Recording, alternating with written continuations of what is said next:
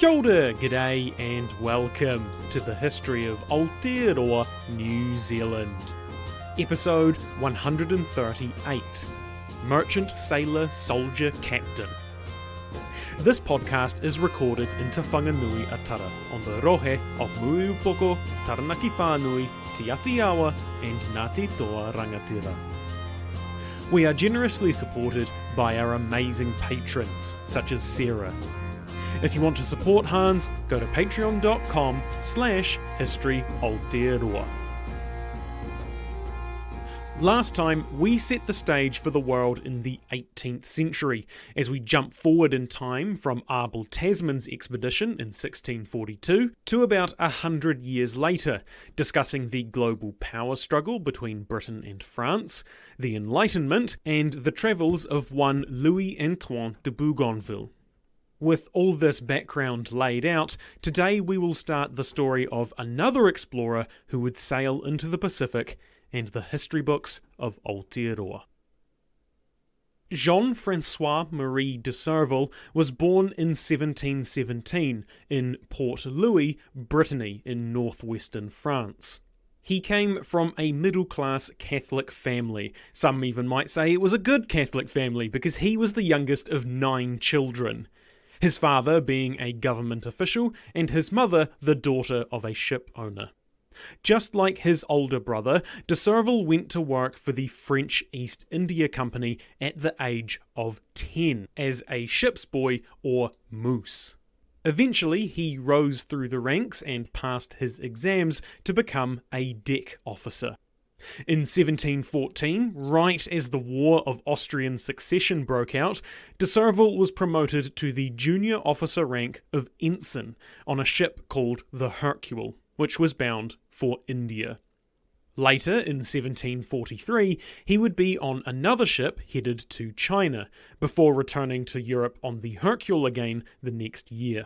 This time as first ensign, and would be on board the ship when it was captured in 1745 by the British Royal Navy in the Bangka Strait, off the coast of Sumatra. He was kept as a POW for about a year until he was released, returning to France soon after. From there, he served on another ship in the Atlantic triangular slave trade, transporting rum, textiles, and other manufactured goods from Europe to West Africa, then picking up slaves and taking them to the Americas, and finally taking sugar or molasses back to Europe, where they would pick up manufactured goods and do it all over again. This was a pretty common route in the 18th century, because it was very profitable, hence why it gets its own name, the triangle trade, on account of the shape of the route. After that, de Surville must have risen through the ranks fairly quickly, because in 1747, at 30 years old, he was given command of his own ship, specifically to sail it as a privateer.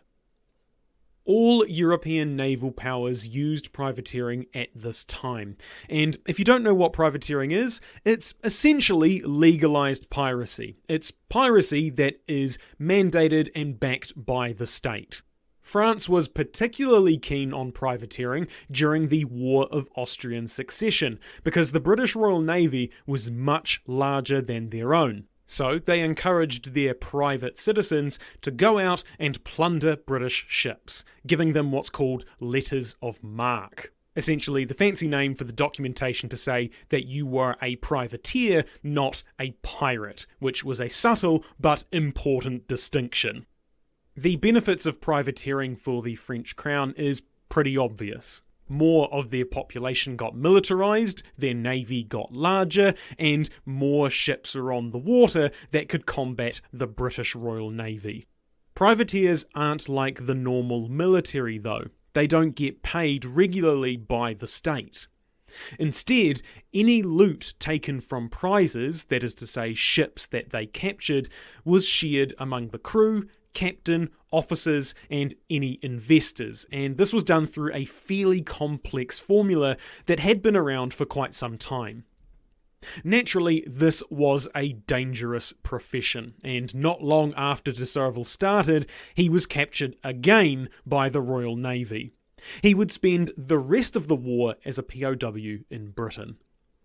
Thankfully, the war only lasted 1 more year, and once he was out of prison, he went back to the FEIC as a first lieutenant. This time on a newly constructed ship with 40 guns on a trip to China. He returned in 1750 to marry his wife Marie in Nantes, having 2 sons together. De Surville spent much of his time at sea, or at his plantations in Reunion Island near Madagascar, but the family home was in Port Louis. In 1752, he went on another voyage to the east as first lieutenant on yet a different ship, and a few months after his return the next year, he was promoted to captain and put in charge of one of the company's newest 24-gun frigates, with the mission to deliver it to Pondicherry, a city in India. He spends the next couple of years basically just sailing between France and India, doing various trade missions or delivering ships. Shit then popped off again in 1756 as relations between the British and French broke down, resulting in the 7 Years' War. In 1758, he was awarded a higher rank as an officer of the Marine Royale, which made him an officer bleu.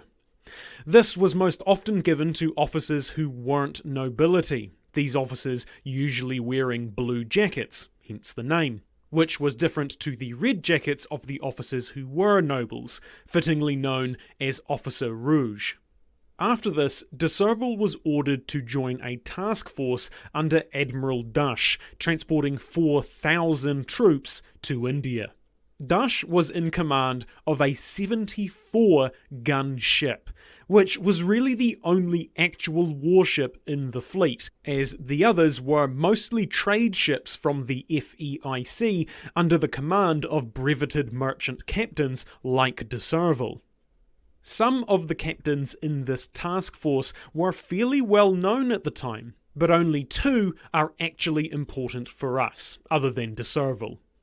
The first is Marion Dufresne, who got his fame by being part of the rescue of Bonnie Prince Charlie, a pretender to the English, Scottish and Irish thrones. Put a pin in him because he's another explorer that we'll be coming back to in future episodes. The other is de Surville's older brother, Louis, who was also a captain in this fleet. In April 1758, the fleet was attacked south of Pondicherry by a Royal Navy squadron under the command of Sir George Pocock. The French won this engagement and managed to sail to Pondicherry without much incident, and from there they would go on to help the French ground troops in capturing a number of British East India Company forts for the rest of the year, while also engaging Pocock a couple more times in late 1758. No definitive winner came out of those battles, but Dush's merchant fleet got so munted that he had to retreat to Mauritius for repairs, giving Pocock free rein of the Indian Ocean. At the beginning of 1761, the French forces at Pondicherry were defeated, and the city captured by the British. De Surville was awarded the Cross of St. Louis for his conduct during this portion of the war, during which he was also wounded in the fighting. The cross was an award for the Order of St. Louis, established by Louis XIV, and was the first French military award that could be granted to commoners. It was later succeeded by the Legion of Honor, currently the highest award for merit in France. So this was a pretty big deal for de Surville, and as you might expect, he was very proud of it, wearing his cross pretty much any chance he could get. He was then given command of a 70-gun ship, replacing the previous captain who was killed in the fighting with Pocock, who, as it so happened, was his own older brother, Louis. De Surville would end the war as a flag captain of the 64-gun warship La Fortune for Admiral St. George, Dush's replacement. Being flag captain meant he was the captain of the Admiral's flagship, rather than being the highest-ranking officer in command of the ship, as was the case on every other ship. In this command, in late 1763, de Surville helped bring troops back to France from Mauritius, which was a bit of an arduous journey, as they encountered bad weather off the coast of South Africa, taking a lot of damage. De Surville fairly quickly realised that the La Fortune was beyond saving and would soon sink, but decided not to alert his crew or passengers to avoid a panic. Eventually, he was able to beach the ship at a place called Fish Bay, about 400 kilometres east of Cape Town. De Surville managed to then get all the passengers, crew, and cargo onto the beach before the ship itself was torn apart by the waves. Some of the cargo he sold to local Dutch farmers and used the money to buy horses, oxen, and wagons to carry the remaining cargo and those that couldn't walk. And from there, they travelled to Cape Town. There were about 400 of them, and when they reached Cape Town, they walked into the city in proper formation, beating drums and flying their flags, which apparently the local Dutch were not super impressed with. In the end, de Surville managed to get himself and his people back to France in 1764, the year after the war ended. How de Surville handled this incident seems to have endeared him to his superiors, who regarded him as being an excellent sailor and soldier, resulting in him eventually being promoted to the breveted rank equivalent to post captain in the British Navy, which is one level below Rear Admiral. So he was quite high up the food chain, particularly for someone of non-noble birth. Now that the war was over, with Britain having a decisive victory, it was time to exact their pound of flesh. As mentioned last time, France's holdings in North America were confiscated and then divvied up between Britain and Spain. But it was what they did in India that hurt them the most. The French holdings in India were held, as you might expect, by the French East India Company, which was founded in 1664, though France had had a presence on the subcontinent before then.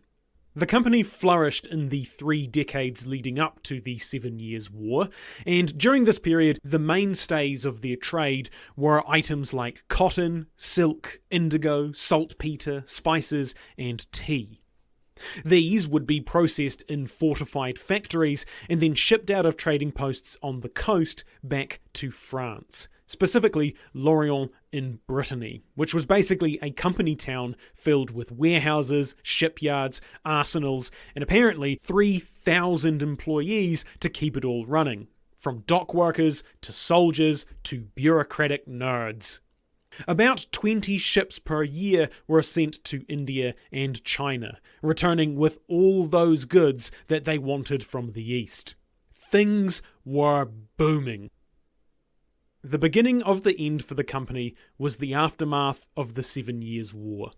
The Treaty of Paris in 1763, which ended the war, stated that France had to give up all territories they had taken during the war, only allowed to keep any trading posts or factories that they had before 1749. The originally French-controlled cities of Chandernagore near modern Kolkata in the north and Pondicherry in southern India were captured by the British, and as such returned back to the French under the treaty.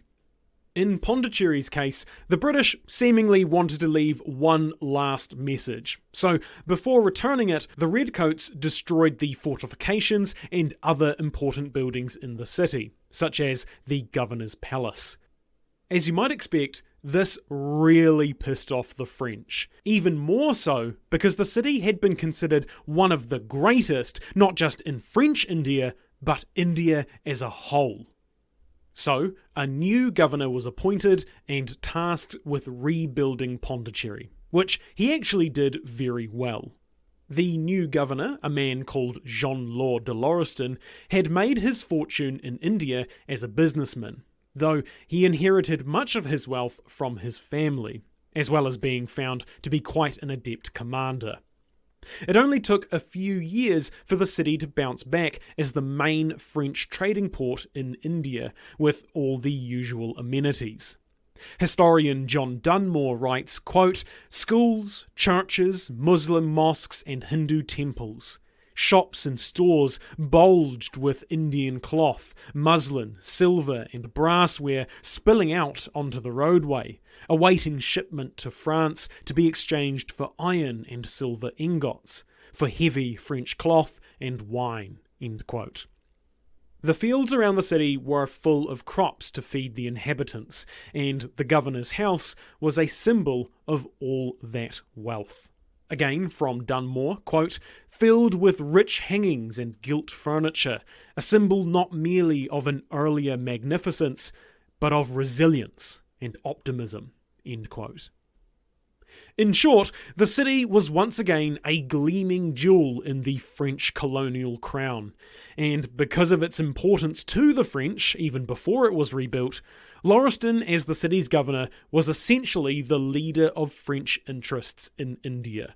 Or, in other words, France didn't officially have a governor of India, but Lauriston was the closest thing that they had, with him being the leader of the most important and powerful city. Although Pondicherry was rising from the ashes, for the FEIC as a whole, the war had left them in ruins, losing 40% of their shipping, and naturally all the money that came with that. It had 60 million livres in debt, a huge amount that it had no hope to pay, which meant that it was a matter of when, not if, the company went bust. Its last gasp was selling the Mascarene Islands in 1764, but the money from that just wasn't enough to save it. And a few years later, in 1769, the company collapsed. Its trading monopoly was cancelled, and all its assets, including ships, warehouses, slaves, and whatever territory it still held, was seized by the Crown. The writing had been on the wall for a very long time, so even before its final dissolution, high-ranking members of the FEIC, such as de Surville and Lauriston, had been looking into opportunities that might generate income. Because even after everything went tits up, they still had bills to pay. In particular, India and China were places they thought were ripe for wealth extraction. In 1765, soon after Lauriston was appointed governor of Pondicherry, de Surville was tasked with delivering him to his new city, striking up a friendship with him along the way. And they must have got on pretty well, because de Surville was selected as Royal Commissioner for the repossession of French establishments and factories in India. Basically, he was kind of in charge of the cleanup of the war, in particular ensuring that the territory that the British were handing back to them was actually handed back. De Surville was also made essentially Lauriston's successor as leader of French India, taking over the position while he was away, or, in theory, if he died. That same year, de Surville, Governor Lauriston, and his mate, Jean-Baptiste Chevalier, who was the governor of Chandernagore, met up and decided to form a business partnership, commonly referred to in the sources as the Syndicate.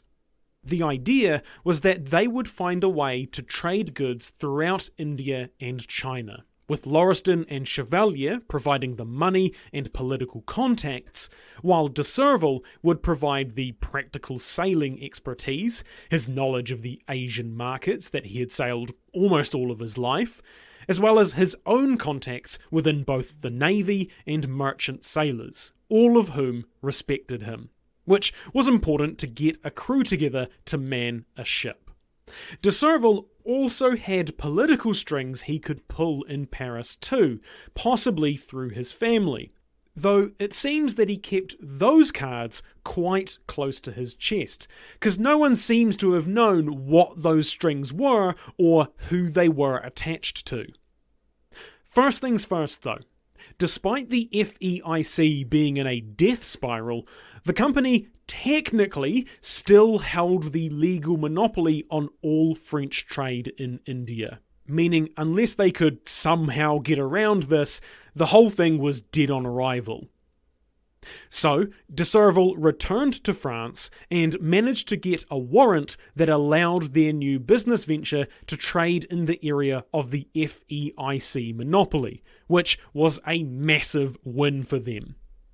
With this in their pocket, de Surville went on to Nantes to commission the building of a ship, the Saint Jean Baptiste. This thing was a fucking beast.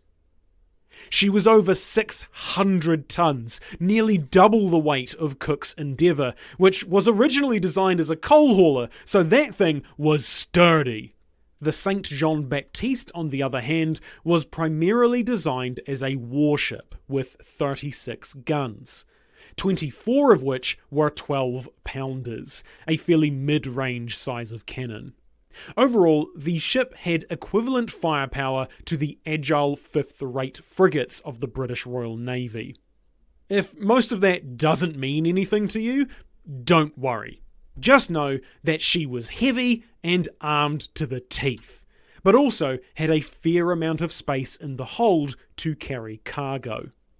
She was designed to be crewed by about 140 men and had a set of 9 large ornamented windows at her stern that led into the great wardroom where the officers dined each night. De Surville would also have his own cabin on the quarter deck, which led out onto a fancy balcony. Naturally, she was all painted up, and, according to some, had what was effectively the 18th century equivalent of a new car smell. As you might have picked up, the name of the ship was possibly in honour of one of the 3 investors of the venture, the governor of Chandernagore, Jean-Baptiste Chevalier, but also potentially as a religious thing for Saint John the Baptist.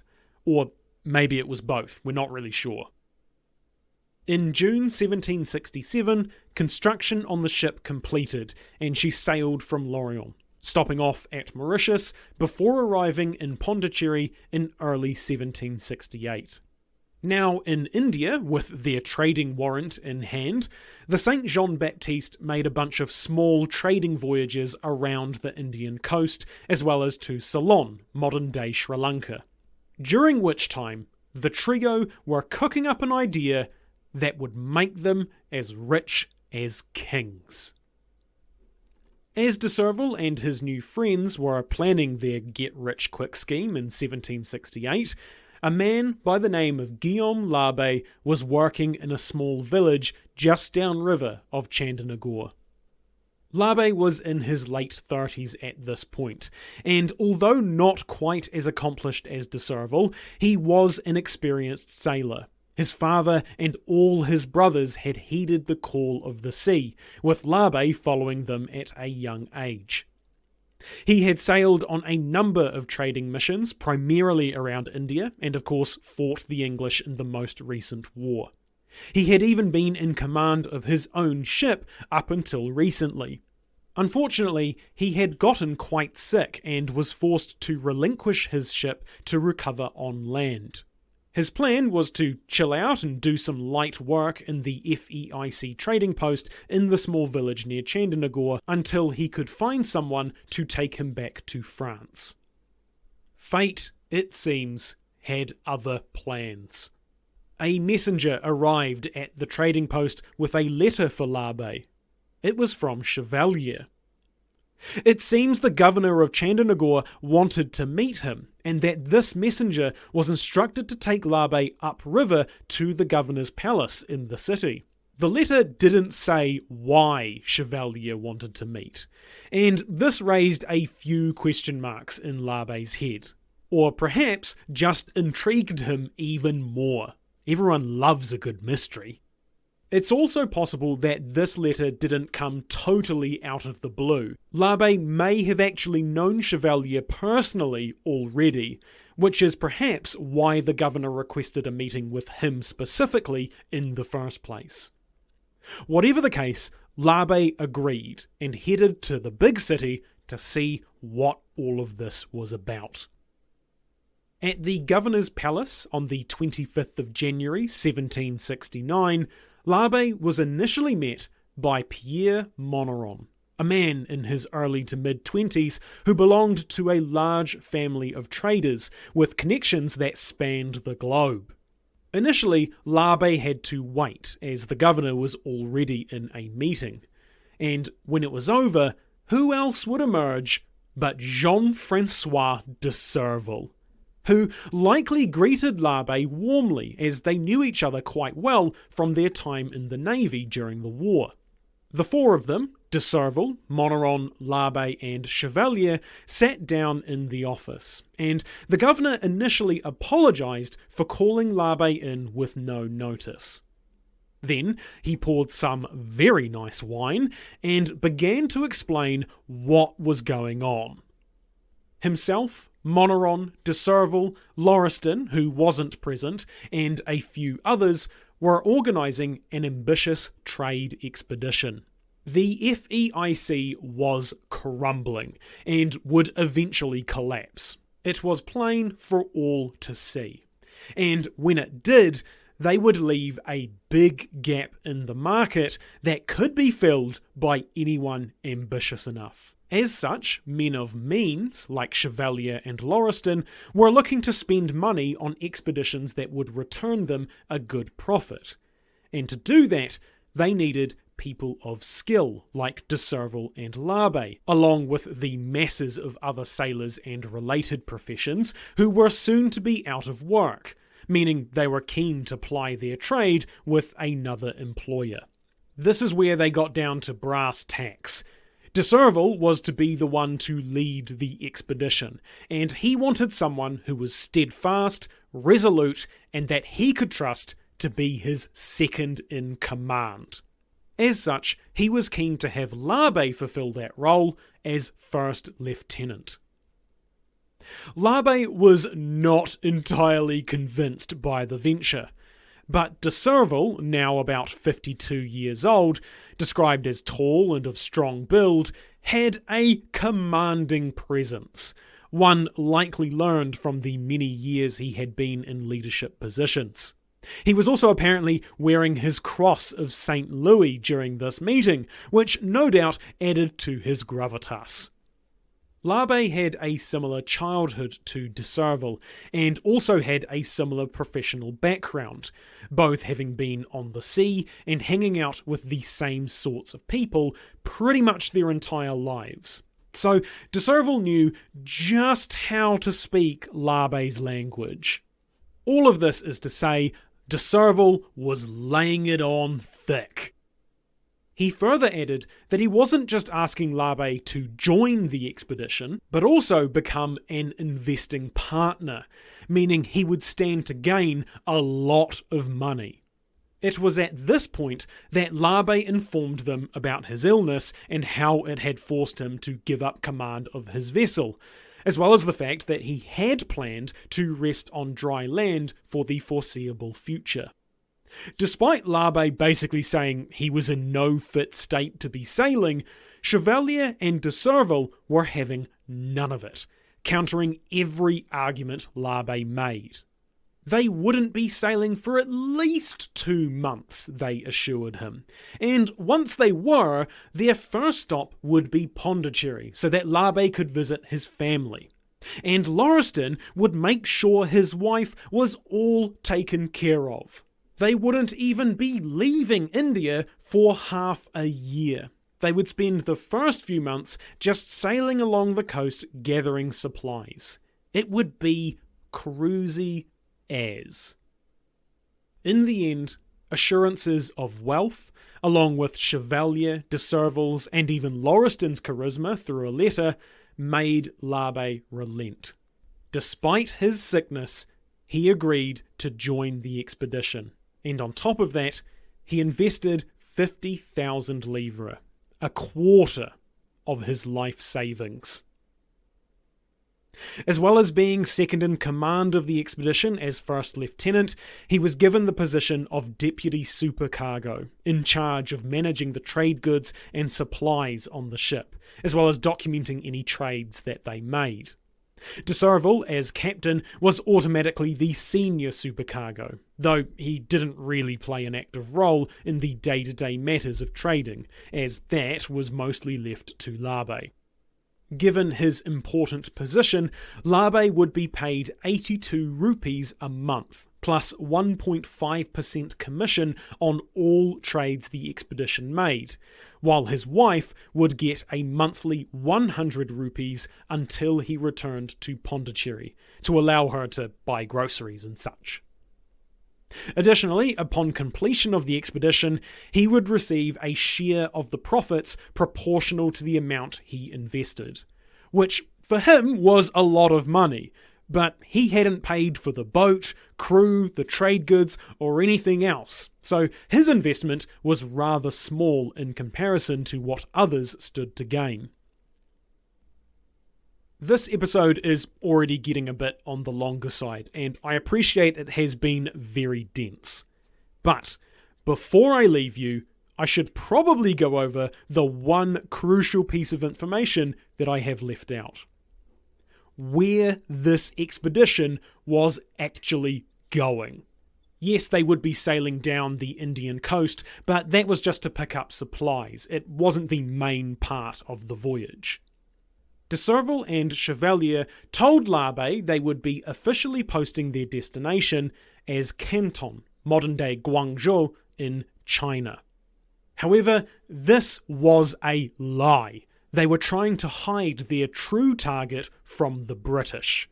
Chevalier knew that British spies were in Chandernagore, and that they would be reporting all of his comings and goings back to their superiors. And if the Brits managed to catch wind of this bold endeavour they were going to attempt, then they would surely use every avenue available to hinder the expedition. De Surville even had to deal with Indian soldiers, possibly in British employ, boarding the St. Jean-Baptiste and searching for illegal goods. As such, secrecy was of the utmost importance, hence why the fake destination of Canton was chosen. The city was a British port, and they had it in a stranglehold. No attempts by the French would break their grip on trade there. So the syndicate felt that the British authorities wouldn't take much interest if they knew the expedition wouldn't make a dent in their bottom line. Of course, we know that at some point this expedition ends up in Aotearoa. Otherwise, we wouldn't be talking about it right now on this podcast. And Labe was given a bit more information about where they were going in that important meeting. However, he wasn't told much. Despite being second in command and an investor, if someone asked him to point out on a map where they would be sailing to, he actually didn't know. So, I'm not going to tell you either.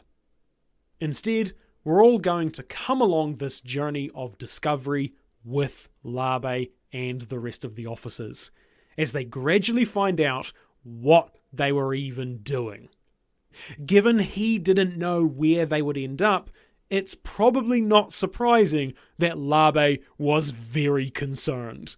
In fact, the first entry he writes into his journal for the voyage was that he was having second thoughts, and that he was placing his life in the hands of the Virgin Mary.